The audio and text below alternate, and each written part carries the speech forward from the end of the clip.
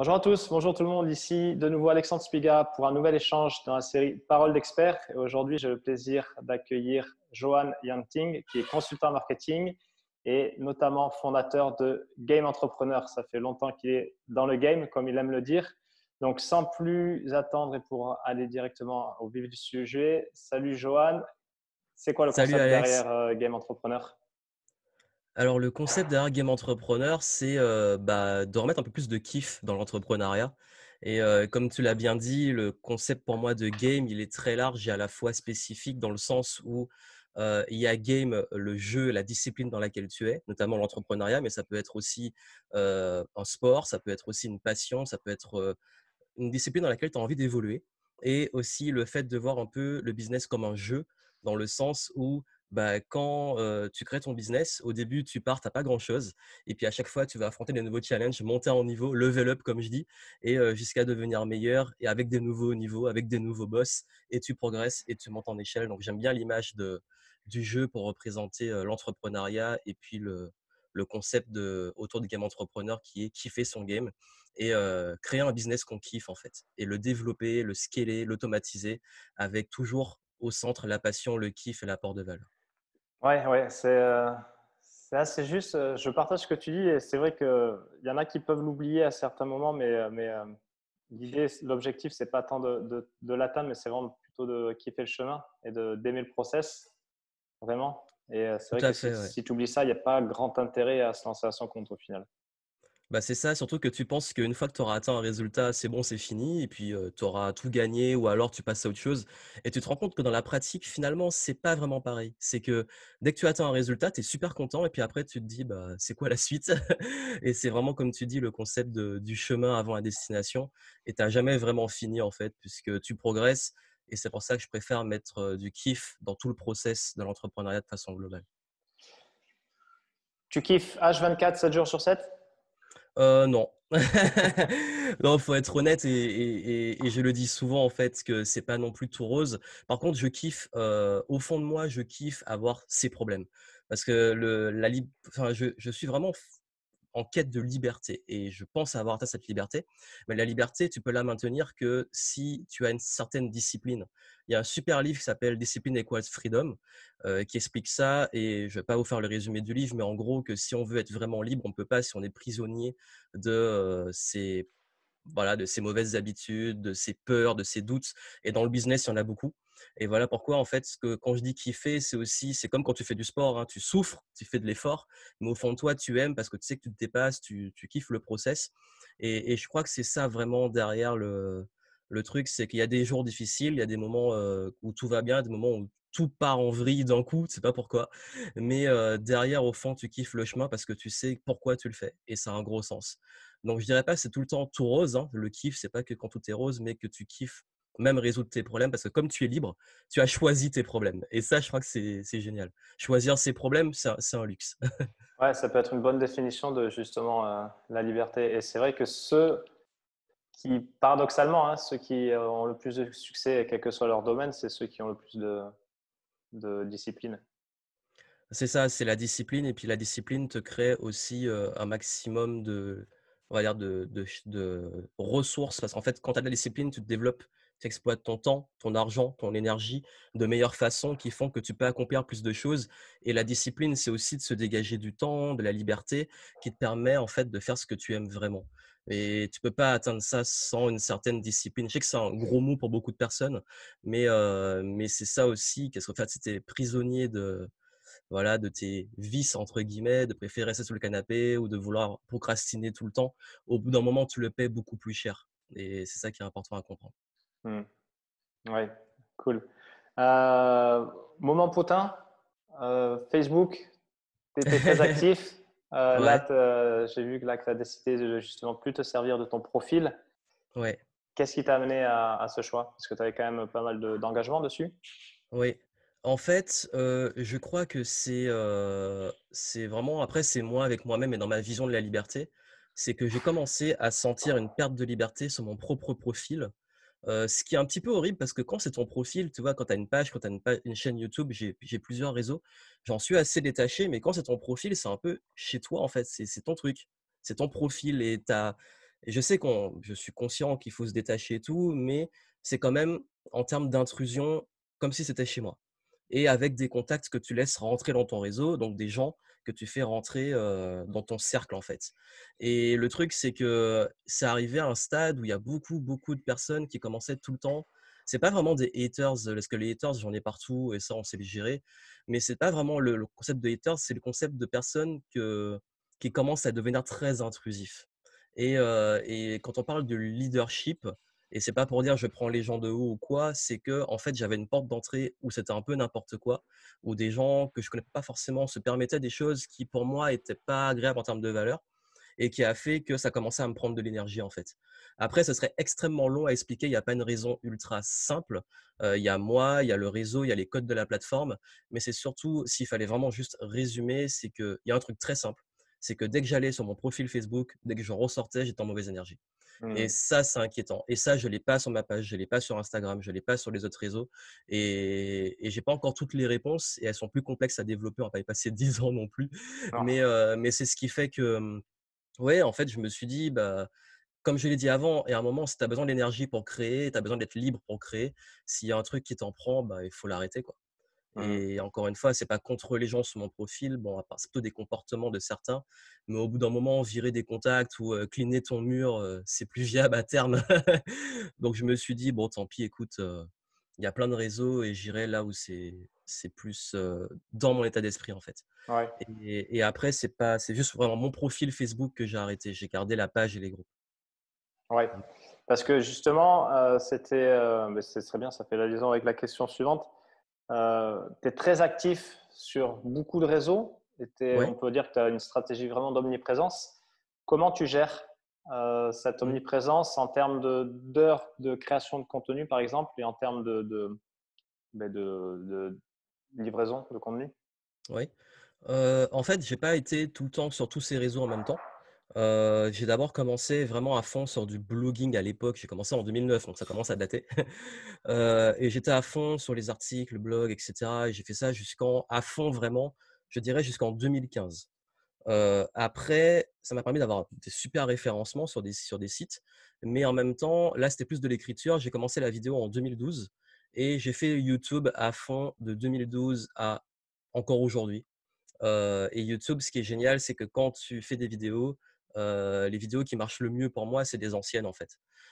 Et celles que je fais aujourd'hui, même si elles font pas beaucoup de vues, il y en a peut-être sur 10, il y en a peut-être 2 ou 3 qui vont bien se référencer dans les prochains mois et qui vont faire un boom. Et en fait, c'est comme si tu plantes des graines qui Mm. t'apportent du trafic sur le long terme. Donc c'est pour ça que j'ai jamais vraiment arrêté YouTube et j'ai fait YouTube à fond en arrêtant d'écrire sur mon blog. Ce qui fait que ça a été, j'ai pas tout fait en même temps. C'est chaque fois tu comprends les codes, tu vas à fond sur un réseau et après, j'ai commencé un peu plus à diversifier et aller sur Instagram et cetera sans m'y mettre à fond.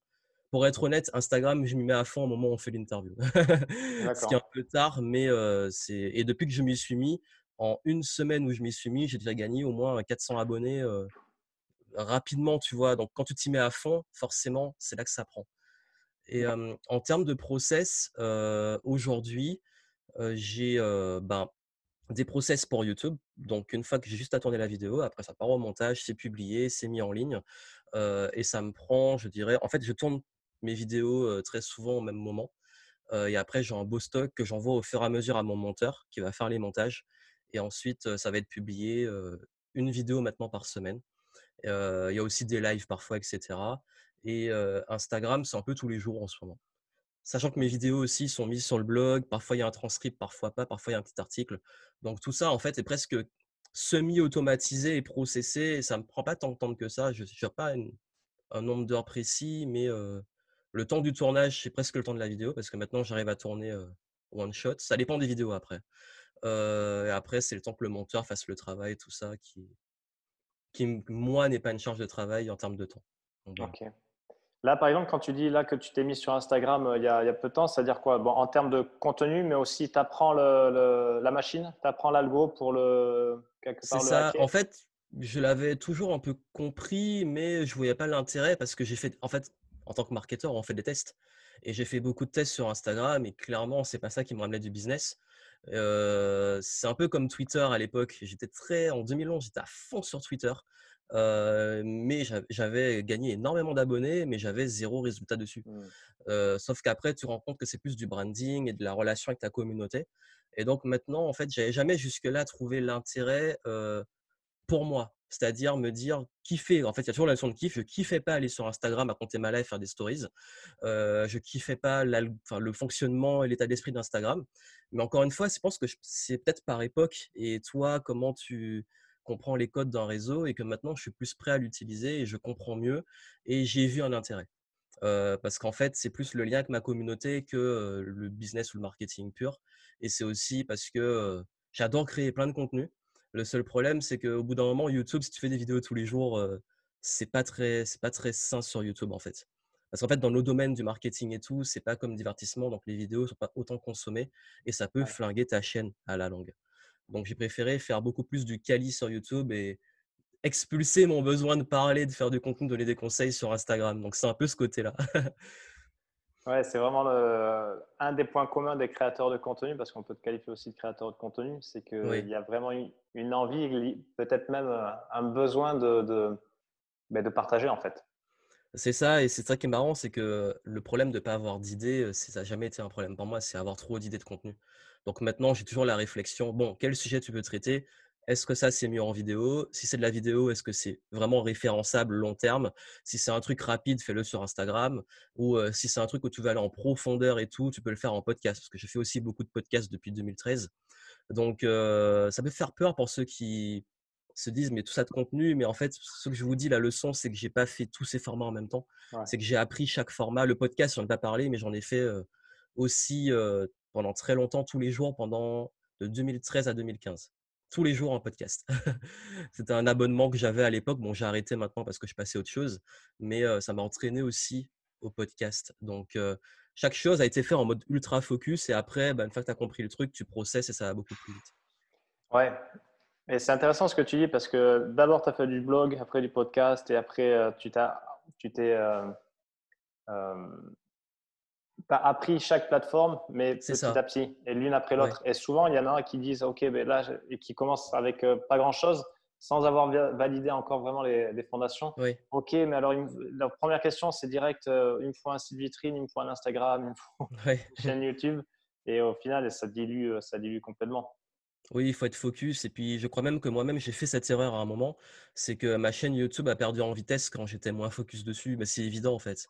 Et chaque chose quand tu commences à te disperser, tu les fais à moitié ou alors faut que tu mettes derrière une équipe qui va le faire à fond et j'ai peut-être pas réussi bien cette transition à vouloir trop en faire et à un moment je suis revenu en arrière, j'ai dit: «Bon là, on reprend, sur des bases saines». Quels sont les formats? Quelles sont les plateformes? Et faire ce qu'on appelle un calendrier éditorial pour donner un rythme. Et je crois que ce qui est important, quelle que soit la plateforme, soit soyez focus pour commencer sur une, mais c'est surtout la régularité. Et je l'ai vu, ma chaîne YouTube a décollé à l'époque quand j'ai été régulier, le podcast parce que j'ai été régulier, Instagram commence à prendre parce que je suis régulier. C'est vraiment voilà, focus et régularité, quelle que soit la plateforme que j'expérimentais, c'est ça qui a pris. Le blog à l'époque, c'était ça aussi. Ouais, consistency is credibility, comme ils disent Ouais. en anglais, c'est vraiment. C'est vraiment ça fait toute la différence, Ouais. c'est évident. Justement, ça m'amène une question. En venant de dire ce que tu as dit, qu'est-ce que tu réponds à ceux qui disent ça marche pas? Par Ben, ça exemple, marche YouTube, pas ça marche pas, ouais, Instagram, ça marche pas. bah, ça marche pas, il y a déjà un pourquoi et 2 qu'est-ce que tu veux en fait? C'est-à-dire que si un truc marche pas, c'est que tu avais une attente. Donc c'est quoi ton attente? Qu'est-ce qui marche pas? Parce que est-ce que ça marche pas parce que tu fais pas de vues, tu fais pas de ventes, tu fais pas de conversion, tu fais pas d'engagement? Donc comprendre ton objectif, si ça marche pas, c'est que tu avais un objectif et tu l'as pas atteint. Ensuite 2, par rapport à ton objectif, est-ce que la plateforme est pertinente? Si tu vises des, je sais pas, des seniors et que tu vas sur Instagram, ou encore pire sur TikTok, il y a un problème de cohérence. Donc, je pense qu'il faut aussi la cohérence de la plateforme, ta cible, donc toutes les bases du business, ton offre, ta cible, qu'est-ce que tu veux? Et je pense qu'il faut très souvent repartir de moi, j'aime bien partir de la fin, en fait, où tu veux aller. Quand je dis la fin, c'est l'objectif final. Dans le business, c'est, la vente, c'est des clients et même des clients fidèles. Donc quand tu vas à la fin de ton funnel, tu te dis où je veux arriver et tu remontes et tu sais que le trafic, il est toujours à l'entrée. Mm. Donc, si tu te dis que ça ne marche pas, c'est que ton trafic derrière, il ne t'amène pas peut-être des ventes. Ou alors, est-ce que tu te dis, c'est juste mon trafic, je veux plus de vues, mais est-ce que ces vues-là t'amènent des ventes? Donc, c'est pour ça qu'il faut être cohérent sur ton objectif et puis aussi, truc de base, les KPIs, indicateur clé de performance, donc tes mesures. Donc, ça marche pas, il faut aller analyser qu'est-ce qui marche pas. Est-ce que, par exemple, si on prend juste YouTube, ça marche pas, ben, tu vas voir tes stats. Tu peux voir sur le nombre de gens qui ont vu ta vidéo, combien ont cliqué dessus, combien sont restés jusqu'au bout de ta vidéo, combien ceux qui sont restés au bout de la vidéo se sont abonnés, combien ceux qui sont restés au bout de la vidéo qui se sont abonnés ont cliqué, sont allés dans ton funnel. En fait, tu peux traquer tout ça. Et c'est là que tu peux te dire ça marche pas, mais tu sais où ça marche pas. Tu sais que si c'est le clic sur la vidéo, c'est peut-être la miniature. Et d'ailleurs, sur YouTube, c'est ultra important. La miniature, le titre. Donc, travaille tes miniatures, travaille tes titres. Si c'est que les gens restent au début de la vidéo et ils se barrent, ben, tu sais qu'il va falloir travailler le fait de les garder pendant le truc. Donc, je pense que objectif, mesure, et puis comprendre tout le process, décortiquer. Ouais, ouais. C'est comme Ça, hein, ta machine à laver, elle marche pas, tu vas pas dire ça marche pas. Tu vas aller la démonter, appeler un dépanneur qui va analyser tout le truc pour savoir d'où vient le problème. ouais, ouais, ouais, trouver les points, comme tu as dit, chaque étape de C'est l'entonnoir, ça. où est-ce que ça s'étrangle. Et puis en cohérence avec où tu veux aller. Parce que si ça marche pas, mais que tu n'en as pas besoin, ben c'est la base. Tu as une équipe? J'ai pas une équipe immense. Pourquoi? Parce que, encore une fois, j'aime bien ce côté libre. Et plus tu commences à avoir du monde, plus ça devient difficile de tout gérer. Mais sinon, j'ai quelqu'un ouais, qui gère tout ce qui est il y a le support, il y a le calendrier, donc le contenu, après de le diffuser un peu partout. Donc quand je publie une vidéo, la mettre sur le blog, la mettre en stories, etc. Pareil pour les podcasts. J'ai quelqu'un qui fait mes montages. Et puis là, j'essaie de recruter, enfin j'ai quelqu'un aussi qui est en coaching en interne dans mon écosystème Game Entrepreneur. Et là, je suis en train vraiment en phase, j'ai profité d'ailleurs, on enregistre au moment enfin après confinement, de cette période pour vraiment beaucoup plus étoffer les choses et mes process et avoir beaucoup plus d'équipes. Et en fait, je suis plus parfois aussi par projet. Tu vois, je vais prendre une Hmm. équipe pour un projet, aller au bout et puis après on passe à autre chose. Donc, j'aime bien aller au bout de l'automatisation et des process. Et après, quand on te dit, bon, là, tu as atteint l'extrême, là, tu prends quelqu'un pour passer au next level. Donc, j'ai pas une énorme équipe, mais j'ai une petite équipe et c'est assez cool. Ok, cool. Justement, tu parles de projet. Un de tes projets en fin d'année dernière, début d'année, c'était d'axer sur l'événementiel. Ouais. Bon, forcément, ça a été contrarié. Euh, Oui. Comment tu réagis par rapport à ça et comment tu t'es adapté? Bah, j'essaie de toujours voir les opportunités dans ce qui se passe. 2019, j'ai fait un gros événement, le Game Entrepreneur Live, qui a été un gros carton. Les gens ont kiffé et je me suis dit 2020, on va mettre encore plus, on va bourriner sur les événements. Début d'année, le fin janvier, j'ai fait un événement qui était vraiment sympa. C'était un petit comité de 50 personnes que les gens ont adoré. Et puis, on a eu un certain une certaine pandémie qui est arrivée et au moment où j'avais des événements planifiés à Montréal et des immersions, enfin j'avais plein de trucs et j'ai pris la décision en amont de tout annuler avant qu'on soit confiné, avant qu'il y ait tout ce bordel, parce que en tant qu'entrepreneur, tu as quand même une intuition et des décisions à prendre et je me suis dit: «Bon là, ça commence à être chaud, on va pas attendre les réponses du gouvernement et de la planète, on prend les décisions» et j'ai bien fait. Et en fait, au début, ça a été un coup dur parce que je me suis dit: «Bon, en fait, tu as travaillé sur des projets et tu te dis: "Bah, là, faut tout chambouler"». Donc il y a ce côté un petit peu, tu fais ton petit deuil, bon, tu dis: «OK, proaction et maintenant, bah, tu as un business en ligne, c'est le moment d'aller à fond dessus». Et je l'ai vu en opportunité de tous les trucs que j'ai mis sous le tapis, on parlait de recruter, des process, des funnels à optimiser, du trafic. Tout ça, au bout d'un moment, j'ai mis un petit peu de côté et je me suis dit: «Bah, autant le reprendre à fond». Et j'ai bien fait et du coup, bah, comme on l'a dit avant, tout ce que tu fais de façon régulière et en focus maximal, ça va forcément prendre. J'étais à fond sur l'événementiel, ça a pris. Je suis revenu à fond sur le business en ligne, ça a repris. Donc je suis content finalement parce qu'il y a plein de choses et parce que je fais toutes les erreurs dont je parle.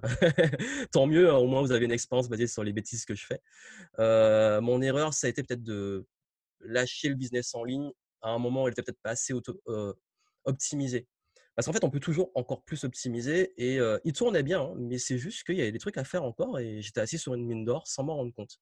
Et il a fallu le confinement, le recul, me mettre à fond dedans pour voir, en fait, tu débloques ça, tu débloques ça, tu débloques ça et le truc, il tourne 10 fois plus pour les mêmes efforts.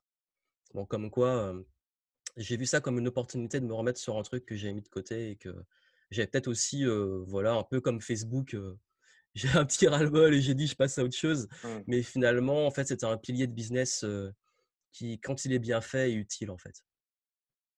Donc voilà un peu, pour résumer les ce qui s'est passé, Ok, cool. Justement, je suis allé jeter avant l'appel là, un œil sur ton compte Instagram. Je Ouais, scrollais un peu et dans un des posts précédents, il y avait une photo de toi avec un livre que tu as lu et qui ouais. s'appelle Que faire des cons. Ouais, Alors bon, on est tous le compte quelqu'un d'autre. tout à fait. Hashtag les gens.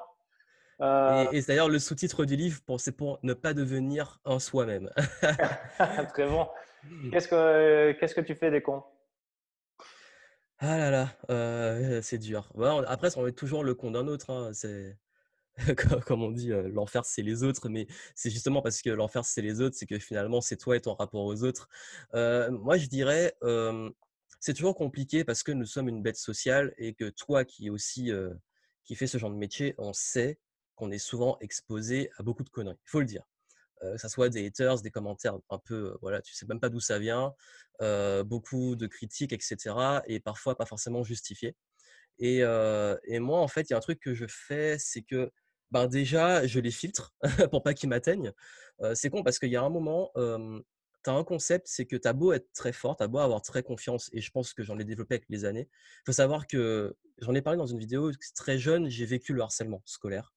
Et quand j'étais petit, je manquais de confiance en moi et tout et ça m'a bien rodé. Avec le recul, tu te dis: «Il fallait que ça arrive pour gagner confiance en toi et te roder» et aujourd'hui, j'ai à cœur d'aider les jeunes sur ça aussi, à prendre confiance en eux et tout et même quand tu es blindé, au bout d'un moment, tu sais, ça te crée des pensées négatives. Enfin, tu vois le truc, mais c'est pas que toi, hein. Tu vas sur, n'importe quel site de médias, ça va te plomber le moral. Tu vas voir les commentaires sur les trucs de médias, ça va plomber le moral, c'est évident. Donc ce que j'ai fait, c'est, bah, de toute façon, ils sont là, on peut rien faire d'eux. Donc qu'est-ce que j'en fais? Ben, je filtre, j'essaie de les voir le minimum possible. Sur mon profil, j'ai arrêté parce que c'est pas modérable, mais sur le reste, c'est modéré. Et 2e chose, ben, c'est toi aussi, tu apprends à passer au-dessus, à lâcher prise. C'est en fait, c'est con, mais c'est Ouais, lâcher ouais, prise. ouais, c'est un vrai bon exercice parce qu'on est allé jusqu'à te proposer même la bagarre à main nue, non? Récemment, là. Oui, mais ça, c'est, tu sais, la testostérone chez certains, enfin, c'est très bizarre, hein, mais en plus, tu rien demandé, hein. Les gars, ils t'envoient des messages privés en mode, «Vas-y, voici mon adresse, viens», c'est très comique. Non, mais ça, en fait, c'est les bases c'est tout le côté cerveau reptilien, les bas instincts, bas niveau de conscience. Voilà, après, tu essaies de prendre du recul en te disant, bah, voilà, les gens, en fait, et c'est dur, hein, je dis pas que j'y arrive, mais le moins jugé possible parce que je pars d'un principe, c'est que Mmh. si tu as des comportements comme ça, c'est que tu es pas bien dans ta vie. Je connais personne qui a un niveau de succès, qui réussit et tout, qui a le temps pour ça et honnêtement, même en termes d'éducation, jamais eu de temps d'aller embêter les autres. Franchement, qu'est-ce que j'ai à faire de mon temps d'aller sur les vidéos pour aller, insulter quelqu'un ou aller lui envoyer des messages pour se battre? La C'est bagarre. c'est bizarre. Ouais, c'est ça, c'est exactement ça donc et pourtant j'aime bien la bagarre. J'ai fait des arts martiaux, mais la bagarre encadrée, tu vois? Avec des amis souvent, mais on va pas se faire du mal. C'est juste pour rigoler parce que j'ai fait plein d'arts martiaux et tout et c'est dans l'esprit sportif. Mais c'est pas la bagarre, aller taper sur l'autre pour en fait, c'est le côté rabaisser pour s'élever, c'est pas ça, en fait. J'aime bien la compétition, mais dans le sens se tirer vers le haut. Donc du coup, c'est pour ça que je dirais, ouais, en fait, on apprend à vivre avec. Et le livre est intéressant parce qu'il a une approche très philosophique et de ça et aborde ce sujet-là, du détachement, de l'empathie et choses comme ça. Et je dis pas que c'est facile, mais en fait, on apprend en fait. On apprend avec le temps à se détacher, à avoir plus d'empathie, à essayer de comprendre, à essayer de réagir. L'art de la répartie aussi. Avec, j'ai beaucoup étudié un certain Schopenhauer, l'art d'avoir toujours raison, la répartie, tout ça. Et parfois, en fait, tu apprends aussi à gérer. Mmh. C'est-à-dire qu'il y a des fois, tu peux désamorcer aussi la connerie pour t'en prémunir, en fait, pour se protéger. Tu lis beaucoup. Ouais, Donc ça, c'est un point de c'est un de tes axes de formation. Mm. Comment tu te formes également? Est-ce que tu continues de consommer des formations numériques? Tu es plus sur de l'accompagnement avec un coach? Comment ça se passe pour toi? Alors, différentes façons de consommer. Il y a les livres, pour moi, c'est plus la curiosité et la soif d'apprendre. Parce que j'ai la soif d'apprendre et de partager, donc ça va un petit peu, c'est comme si j'étais dans une sorte de flux. Heu, Sinon, en termes de coaching, c'est comme pour les équipes, c'est ponctuel. C'est plus sur des points spécifiques. C'est un objectif, coaching, objectif atteint et tu as passé un nouveau cap. Et sinon, j'aime bien aussi les séminaires, mastermind, échange avec les autres. Bon, en ce moment, c'est compliqué. Parfois, en ligne, on peut le faire. Mais c'est tout ce qui est, pour moi, il y a différentes façons d'apprendre. Il n'y en a pas une plus que l'autre. C'est tout qui est complémentaire, en fait. Les livres vont t'ouvrir, te montrer des perspectives et te permettre d'avoir des visions différentes. Les coachings vont aller en points spécifiques, pratiques, sur un point que tu as envie de travailler.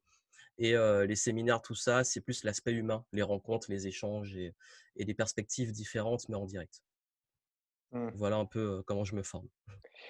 Euh, Parmi ta clientèle, la plus grosse croyance ou la plus grosse ouais, croyance erronée qu'ils peuvent avoir sur se lancer ou se développer, ça serait quoi?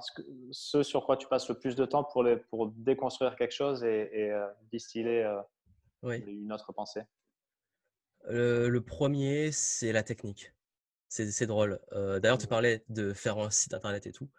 Les gens bloquent sur la technique. Ils se disent, il faut un site, il faut faire en fait tout ce qu'on a dit avant. Il faut tout faire. Il faut faire un site, il faut faire des réseaux, il faut faire des vidéos, etc. Et donc, c'est plus, au-delà de la technique, c'est le perfectionnisme. C'est vraiment cette croyance qu'il faut que tout soit parfait et que tout soit là avant.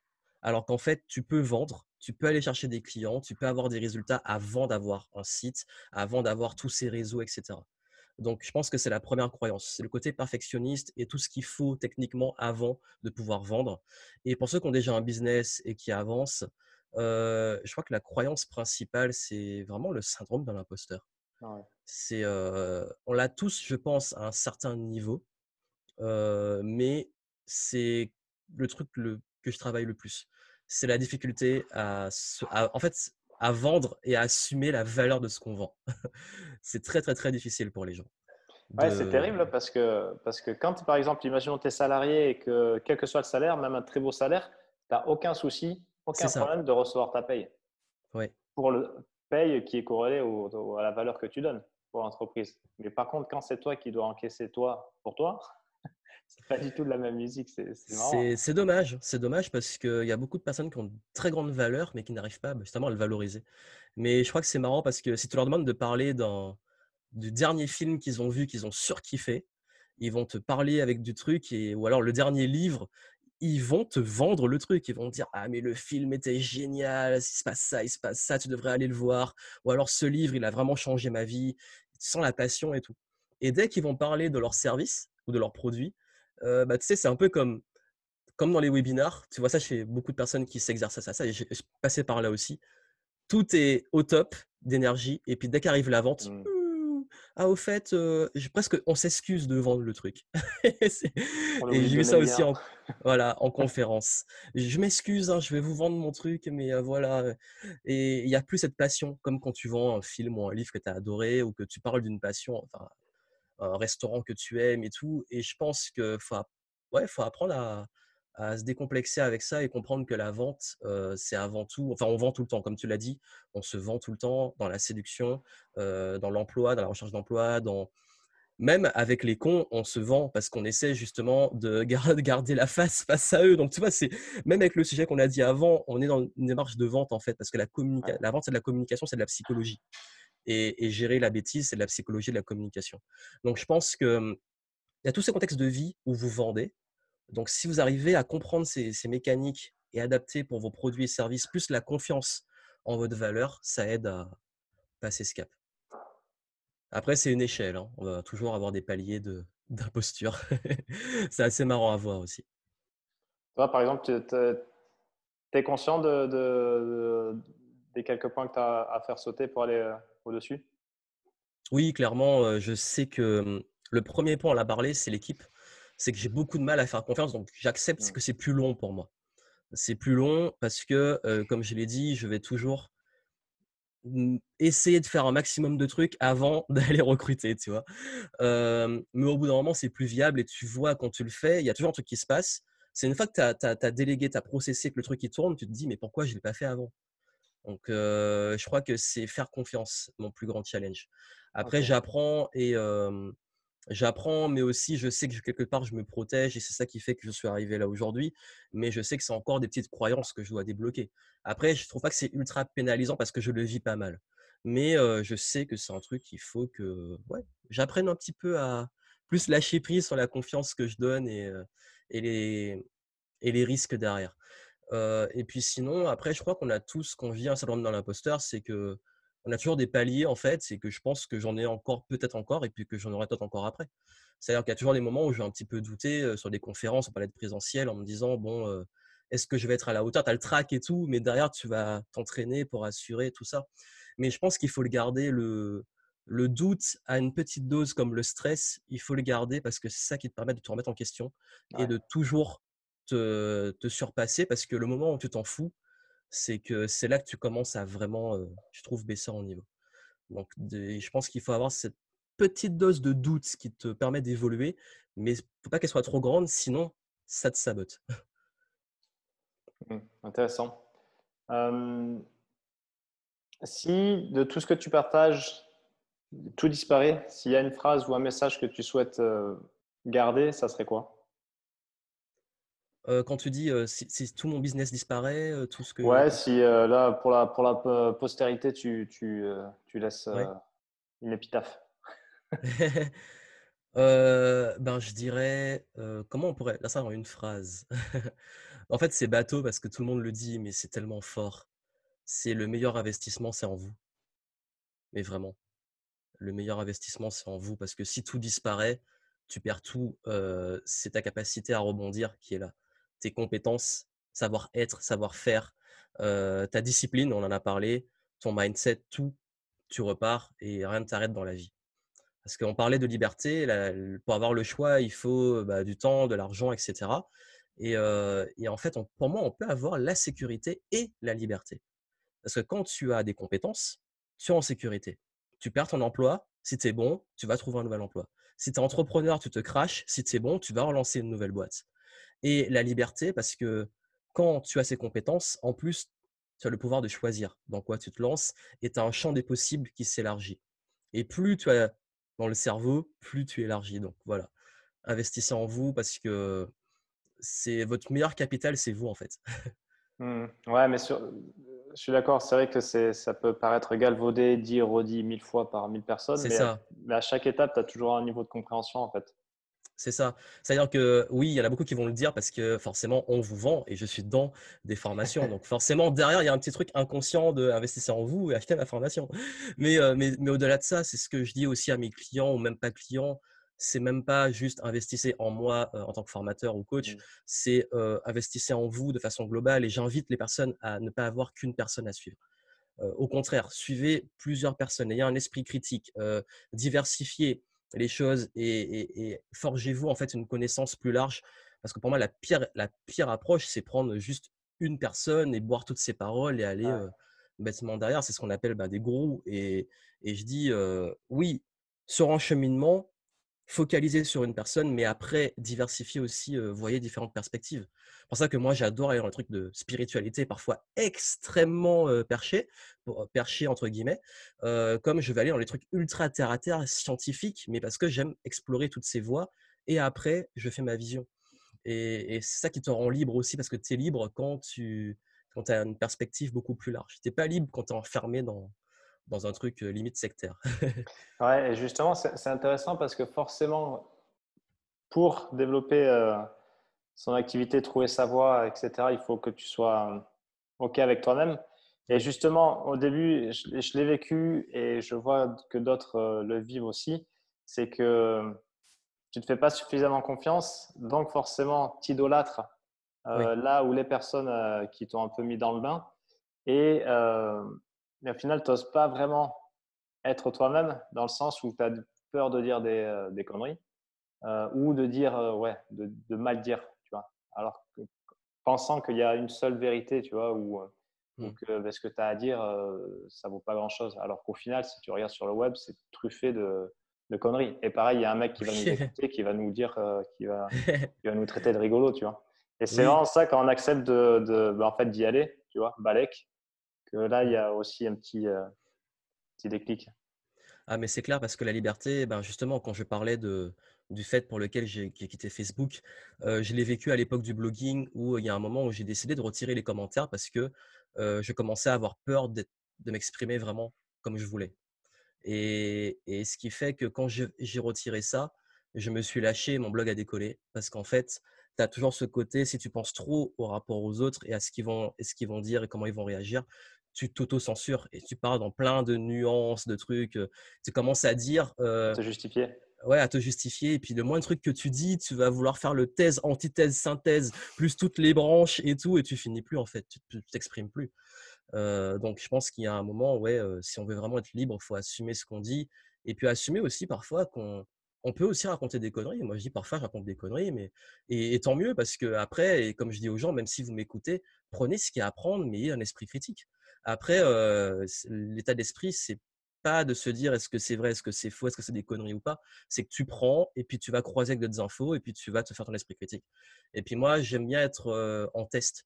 C'est-à-dire que si quelqu'un me dit un truc, je vais jamais dire: «C'est une connerie». Je vais me dire: «Je vais tester et voir si ça marche». Et ça, c'est un état d'esprit entrepreneurial. C'est-à-dire que tu vas pas te dire: «Je veux un projet et le juger tout de suite». Tu vas te dire: «OK, c'est une hypothèse, approche scientifique justement, bah, l'hypothèse, on va la tester. On va la démontrer ou voir que c'était faux finalement» et Ouais. tu testes. Analyse, hypothèse, test. C'est C'est vrai que pour ça. un marketing, c'est que du test, hein. Donc, si tu veux Bah, le avancer. marketing, c'est purement scientifique, hein. Il y a un aspect, il y en a beaucoup qui disent un aspect spirituel et je suis d'accord sur certains points, mais c'est aussi un aspect énergie. Parce que tu as la confiance en toi, dans quelle énergie tu vas être quand tu vas vendre, quand tu vas marketer. Mais derrière, il y a aussi de la science. Il y a aussi des chiffres et des KPIs dont on a parlé avant. Ouais, pour moi, c'est vraiment, je trouve que ce qui fait que ton activité euh, peut rouler, c'est vraiment justement un peu comme le yin et le yang. Vraiment, tu as le C'est côté ça. vraiment très dur, pragmatique, où forcément, tu es obligé de tester pour voir ce qui fonctionne, ce qui ne fonctionne pas. Et aussi d'avoir la partie plus yin, plus douce, plus intérieure, de Oui, plus d'intuition et d'énergie propre pour balancer ton message et c'est écouter ultra aussi ton important. intuition. Ouais. Comme tu l'as dit, le yin et le yang, c'est Mm. vraiment l'image et c'est un équilibre. Et je pense que quand on est déséquilibré, quand on est trop terre à terre scientifique ou quand on est trop énergie, spiritualité et tout, quand on est trop sur un bord, on perd. Et je le vois, il y en a qui sont trop dans les trucs comme parfois qui sont en fait qui n'ont plus les pieds sur terre parce qu'en spiritualité, il y a un concept d'ancrage d'être les pieds sur terre. Il y en a qui s'envolent et ils partent dans des trucs et ça marche pas à cause de ça. Et il y en a qui sont tellement, tellement terre à terre dans leur business et tout, qu'ils oublient qu'ils sont pas dans la bonne énergie ou qu'il y a des trucs qui clochent. C'est une approche holistique que j'aime bien et de voir que tous les champs de la vie se connectent et sont liés parce que la nature, le monde est plus complexe que ce qu'on voit. Mais au-delà de ça, je dirais oui, soyez équilibrés et ayez toujours ces notions-là dans votre business pour garder les pieds sur terre tout en continuant à rêver et à être en bonne énergie. Yes, cool. Question qui a rien à voir, et après, c'est l'avant-dernière. La charte graphique de ta casquette, c'est tiré de Mario, non? C'est Nintendo? de Game Boy. Ouais, Game Boy? Ah ouais, ok. Bon, oui. ok. Ouais, j'étais pas loin. Ouais, Nintendo, c'est ça. ouais, Nintendo, ouais. Ok. Johan, on finit avec une citation et un livre. Une citation, c'est dur. Qu'est-ce que je pourrais dire? Hem, ouais, je vais citer le tatouage que j'ai. C'est une citation de Gandhi qui dit: «Vis comme si tu devais mourir demain et apprends comme si tu devais vivre pour toujours». J'adore cette elle résume tout ce qu'on a dit d'ailleurs. Tu vis au jour le jour, tu profites, tu kiffes le game et puis derrière, tu continues d'apprendre, de progresser parce que c'est ça qui te rend meilleur. Tu investis en toi. Et un livre, ouh et C'est dur là, non? j'aime tellement de livres. Allez, je vais dire, L'Alchimiste de Paulo Coelho. Ah, ouais. Parce qu'il illustre parfaitement le concept, du chemin avant la destination et qui va, je pense, résumer pas mal des concepts qu'on a abordés ici. Je Ouais, trouve que mais c'est tu une vois, belle philosophie de l'entrepreneuriat. ouais, il est magnifique. Je l'ai lu à plusieurs Ouais, reprises. En septembre, je l'ai relu. Ça faisait des années que je l'avais pas relu. En fait, j'ai redécouvert un bouquin, quoi. c'est clair, ouais. D'ailleurs, les meilleurs livres sont ceux que quand tu relis, tu as toute nouvelle lecture, comme Le Petit Prince, tout ça. Il y a des livres comme ça. Mais L'Alchimiste, c'est peut-être l'un livre que j'offre le plus, donc c'est pour ça que je le recommande. Ouais. Ouais, surtout, moi, cette citation, je crois que je l'avais lu, j'avais 19 ou 20 ans. Et ce passage, quand il dit justement là, que le secret du bonheur, c'est de profiter des merveilles du monde tout en surveillant les deux cuillères d'huile, les deux gouttes Oui, d'huile dans la cuillère. Je trouve que c'est le ouais, parfait résumé. c'est exactement ça. Ouais. Ouais, ouais. Ah, il est Ah, trop beau ce livre. ce livre, c'est une pépite. On s'en rend pas compte parce que, comme tu dis, plus on le relit, plus on voit des trucs qu'on n'avait pas vus avant. Mm. Ok, cool. Bon, super, Joanne. Merci beaucoup. C'était un plaisir. Merci, au plaisir. À bientôt. Ciao. À bientôt, ciao.